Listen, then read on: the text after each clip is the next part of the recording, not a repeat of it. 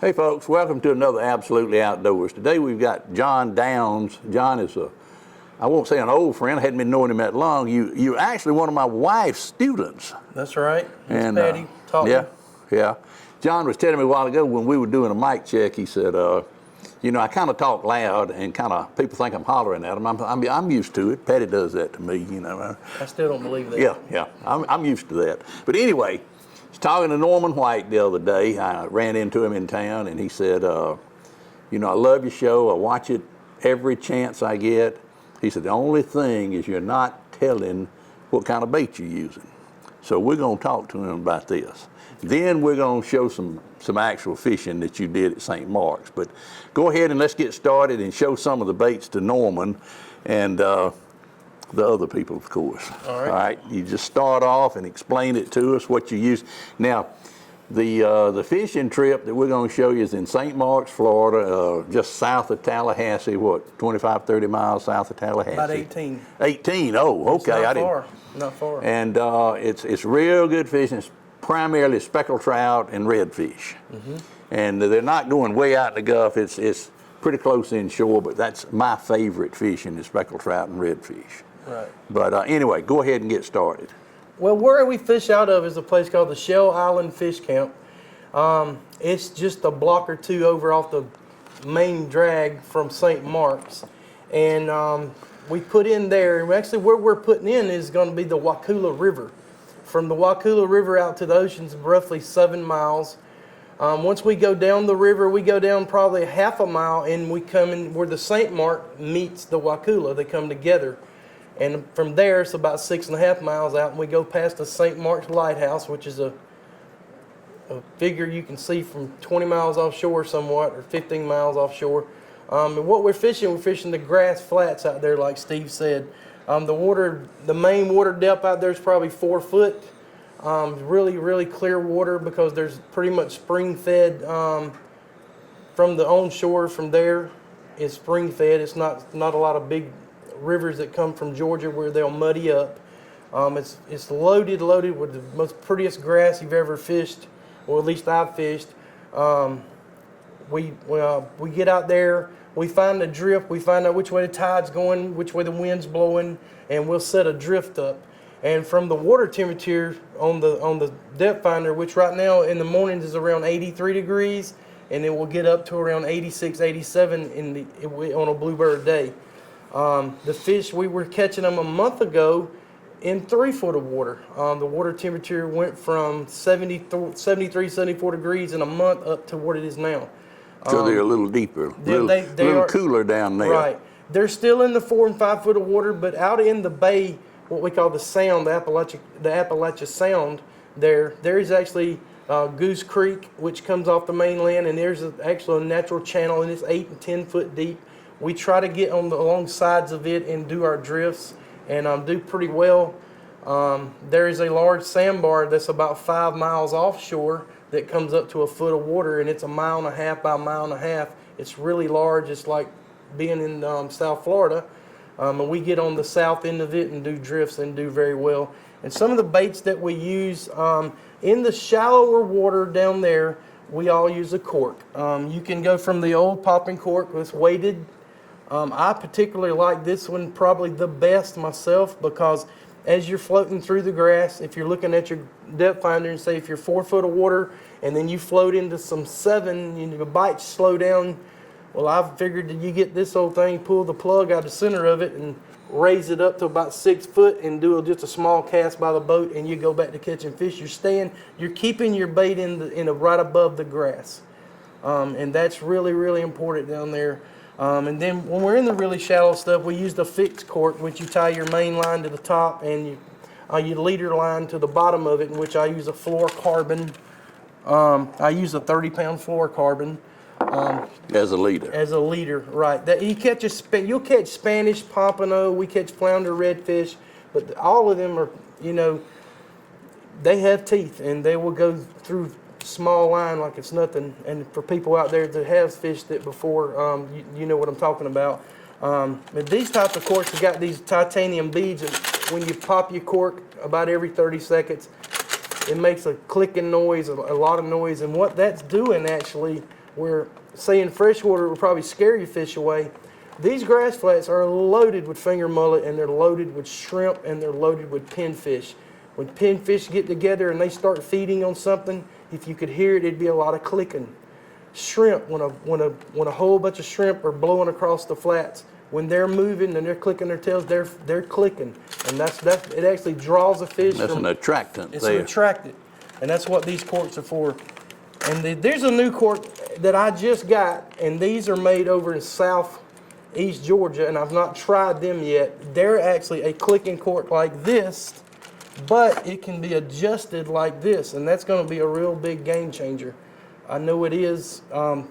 There's guides on the Georgia coast that are just catching record fish on these things because of the technology that something as simple as a piece of foam has. So I'm looking forward to my next trip down to try this one out.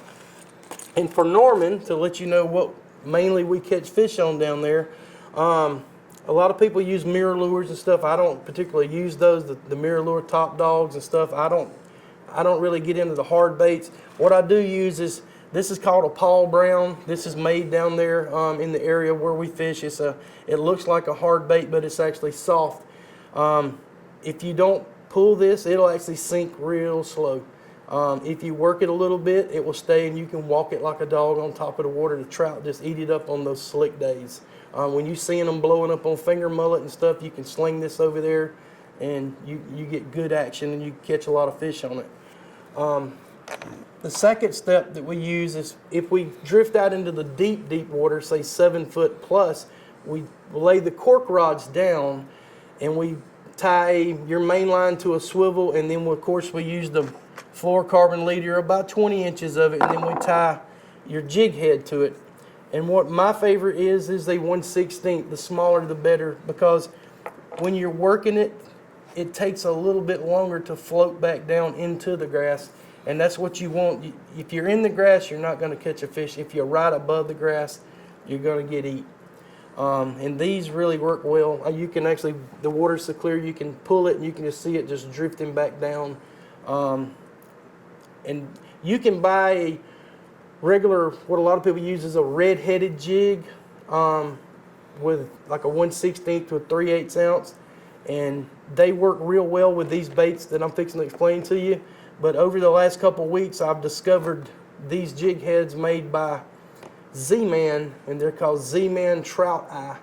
And the difference is that, of course, they have the big eye on each side of them. They also have an extra keeper up on the shank of the hook up here that holds that soft bait on. And that's what we pretty much always use down there, is a bait called gulp. And I know everybody's familiar with it, and if you are familiar with it, you'll know when you put it on a jig head, you get 5 or 6, 7 casts, pinfish grabs it, you set the hook thinking it's a trout, and it rips the bait, because this stuff is made out of, actually, I think, fish parts or something, because they eat it up. Do you use live shrimp? A lot of people do. A lot of the guides down there take live shrimp out, but I have actually, and the men that I fish with, we don't buy live shrimp. We don't have to. Well, they say that this will outfish live shrimp. The gulp will. I've actually seen that happen. Yeah. I know a friend of ours named Keith Wills. Works over at Charbroil. He comes down there a lot with his family, and when he's got his kids with him, he always gets a bucket of shrimp in case it's a tough day. Mm-hmm. And there's been days he's come in with 1 or 2 fish that that's not, he didn't have a limit per se, and we've had a limit by 10:30, and we didn't get shrimp. It is something. I think it's the presentation. The shrimp, a live shrimp, you're just sitting there and you may pop the cork, but with these light jig heads and these bodies, when you pop them and the way they glide down, a live shrimp wouldn't glide like that.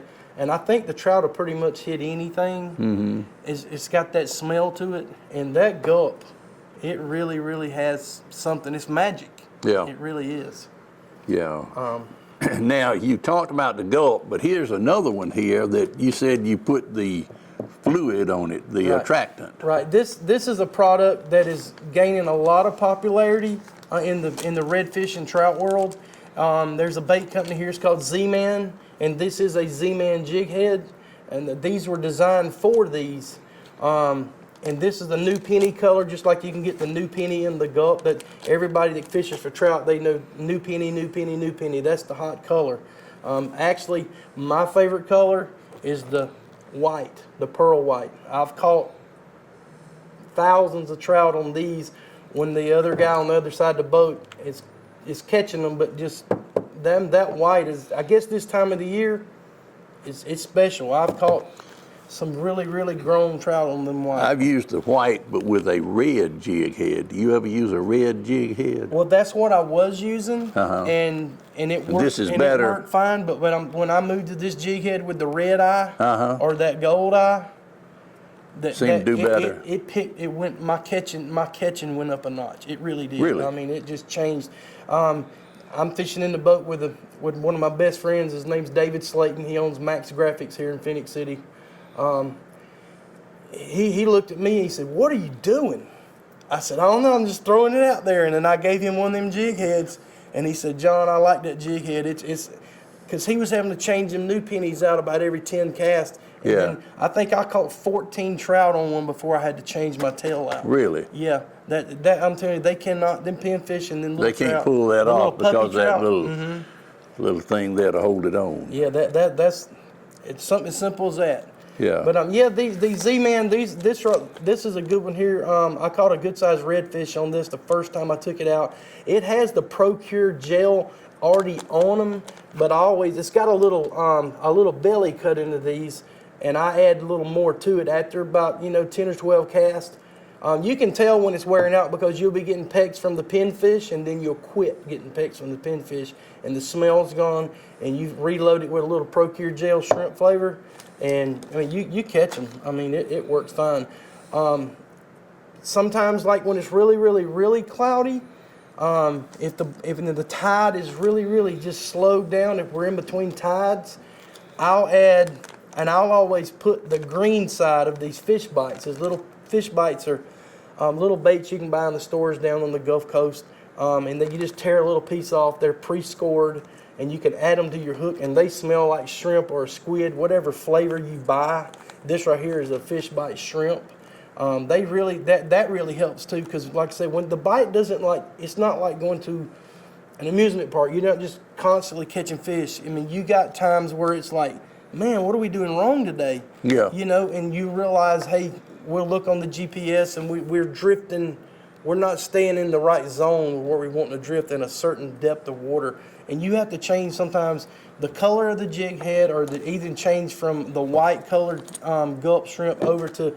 One day, a good friend I was fishing with, he owns Seminole Dip Processing, Jimmy Lumpkin. Yeah, I know Jimmy. We was fishing together one day down there, and we were starting to slow down our bite, and he put one of these root beer with the green tail on, and he put like 7 keepers in the boat on one drift, and I'm like, "What are you doing?" He goes, "Well, I changed tails." I'm like, "Well, you didn't tell me, Jimmy." So he threw me a pack up there, and we went to waylaying them. It's amazing how they'll just change on colors. I guess it could be the clouds. And go from a bluebird to a partly cloudy. Yeah. It's a visual and a smell thing, I'm sure. Yeah. I think it's more of a smell thing. Yeah, Because sometimes the water's not that clear. I don't think they can see it, but they can smell it. Yeah, but I've not ever seen the water where it wasn't, you could see, unless, we went down there one time right after they had a ton of rain. Yeah. And I think a lot of bad water come out of the Ochlockonee River, which is about 20 miles or 15 to the west of us. Mm-hmm. But yeah, it's you got to fish. It ain't catching always. Yeah, you got to fish. You got to fish right too. You got to fish right.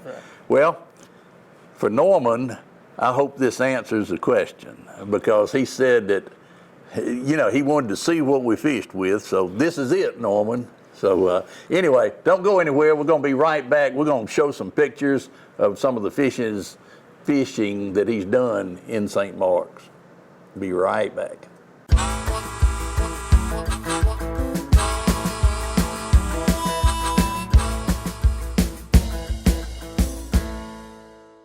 Hey folks, just wanted to tell you about some of the shows that we've got coming up for Absolutely Outdoors this fall.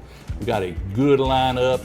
We're going to Tim Hudson's house, Tim is, of course, the baseball player from Alabama or from Phoenix City. And we're going to be looking at his deer breeding operation. He's turning out some gigantic deer. You hunters would really like that. And we're also going quail hunting. And we're going to be fishing with John Boy Story, and that is definitely the trip that I want to be going on. Okay, okay. All right, we're going to be going to Todd Boatner. Todd did last year, he did a noodling, and you said you wanted to do that? It's always been on my bucket list. No. I'm not sticking my hand up in there, but Todd has a good time, and it's a lot of fun. We'll take you on that.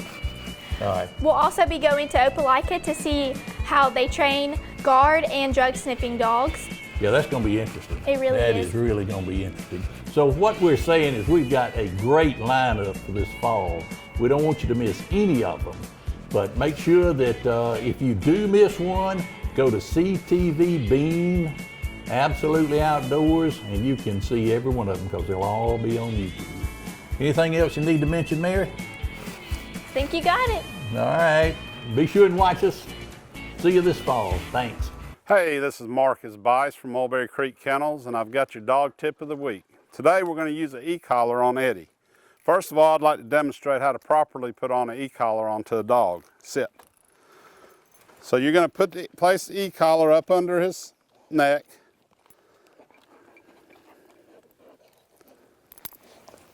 And attach it. Buckle it up. You want to buckle it fairly tight to where you can get about 2 fingers up under his collar. And the reason you're doing that is because the prongs on the e-collar need to make contact with the dog's neck. If it's loose, you're not always going to get the contact that you need to get, and you'll be sending mixed signals to your dog. So make sure that thing's fairly snug. You're not really choking him, but it is snug and it's tight. So what we're going to do, we've done the leash training on Eddie, so he understands how to sit with a leash, and we're going to transition this leash over to the e-collar. So our first thing we're going to do is we're just going to loosen him up a little bit. Heel, heel, heel, heel. So as I'm walking, I'm pulling on the choke chain, heel. So I'm putting a little bit of pressure on him to get him to turn. Heel. Sit. So to sit, I'm giving him a little tug. So we're going to replace the tug up for sit with a nick and a heel to the side with a nick.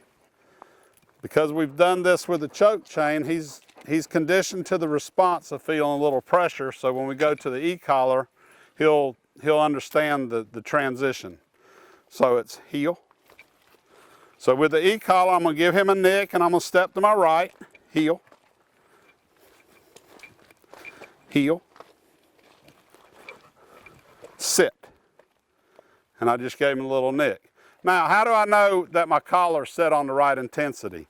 If you'll watch Eddie, and we'll start it at 0 or start at 1, and I'm giving him a constant nick. He doesn't feel anything. You don't see any change.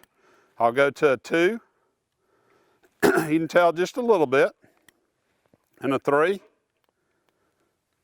I'm getting a little bit of ear twitch. So probably somewhere around a 3, maybe a high 3 would be where you would work him. If you have a dog that's squalling and bawling when you have the e-collar on, you have it turned up way too high. Here, heel. Sit. And that's how you use an e-collar. That's your tip of the week from here at Mulberry Creek Kennels. Thank you.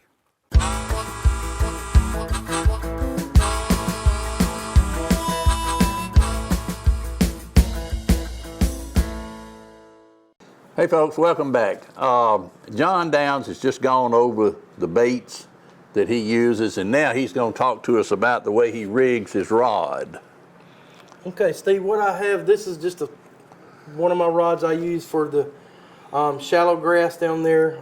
I got a 7'6" medium heavy ducket rod, and I've got a Sedona, what is this? It's a Sedona Shimano Sedona, and I've got braid on here. The braid, I believe, is 8-pound diameter and something like 20-pound strength or something like that. Yeah. You can get a lot of line on here in case you do hook sharks. We actually catch a lot of sharks out there, and some of them are 3-4 foot long, and they'll take you your might got line. to chase them down. Gotta sometimes. chase 'em down. But if you get on a big redfish, if people just call the redfish over 25, 26 inches, they know that a small ultralight reel like this, what I call ultralight for the ocean, you gotta have a lot of line on there, and that's what I do. And I have you can hear the cork. This new one that you've got here. No, that's not the new one. This one's made by Betts. It's Okay. called the Billy Bay. I actually just bought it. They just come out with this one here. I tried it this weekend for the first time. I'm always, trying something new. It Yeah. worked really good. Billy Betts did real good. It's really similar to the Cajun Thunder. Except this one is adjustable as well. Like I say, it's called Billy Bay by Betts. And then I've got the 1/16 red trout eye, the red color on here. And on this particular Yes. rod here, I've got probably a 5-foot leader of the fluorocarbon. Then you just put your gulp on there. You put your Z-Man shrimp on there. Put your little Procure on it. And just drift across the flats and just give it a pop and watch it and start pulling them in. There you go. All right. Now we want to see some of those fish. Okay. The first picture I got here, got it on my phone here. This is of David Slayton. He's my good friend of mine. He owns Max Graphics here in Phoenix. He's a little small business. Really, really good man. He's got a 20-plus inch trout. This trout is like thick. It's a big trout. It's a really, really big trout.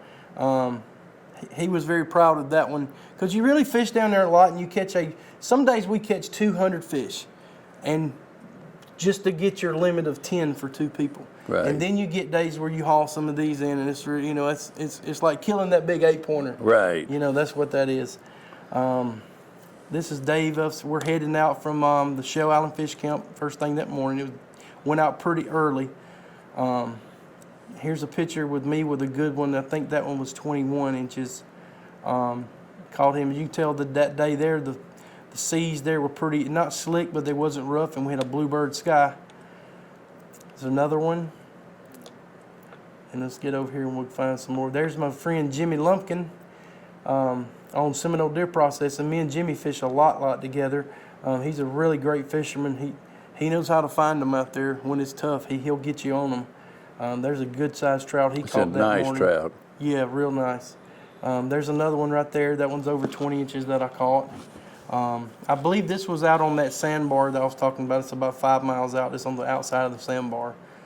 We've caught some really. Now is really that to big the ones. east of the channel? If you're going out, yes, sir. It will be it'll be to the west. To the of west channel. of the. Well, that's what I meant to say. Yeah.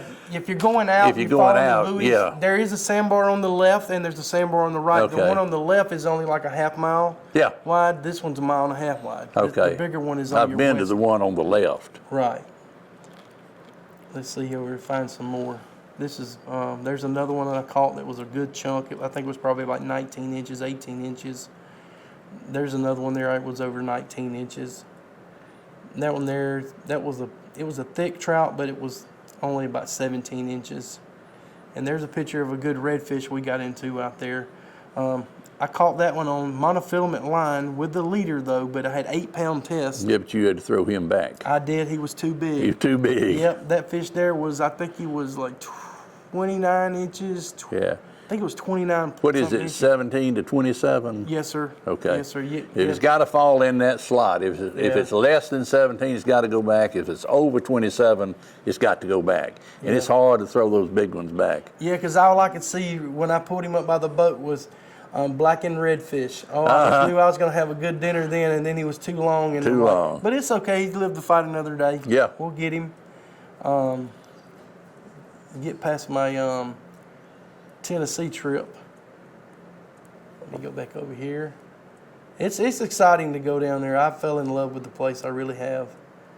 Of St. Mark's. Here's another good fish I caught here. And this fish was really healthy from head to toe per se. He was thick all the way down to his tail. He'd been eating good. There's some bass pictures. There's Mr. Lumpkin, Jimmy Lumpkin again with a good sized trout. There's a picture of a cooler full of fish right there where That looks we're good. starting to get our limit, getting close to getting our limit, and they're all Right. good fish. There's another good looking trout right there. It makes me want to go home and cook some trout. There's Mr. Lumpkin. There's a good sized Spanish mackerel that I caught out there, and he kept. If Tommy Rayford will write us a check, we'll go on today, won't we? Yeah, Tommy Rayford, if you just write us that check. Or We'll go today. If he just dig up one of them mayonnaise jars of $100 bills he's got planted out there at that farm, hey, I'm telling you, we could fish this weekend. We could.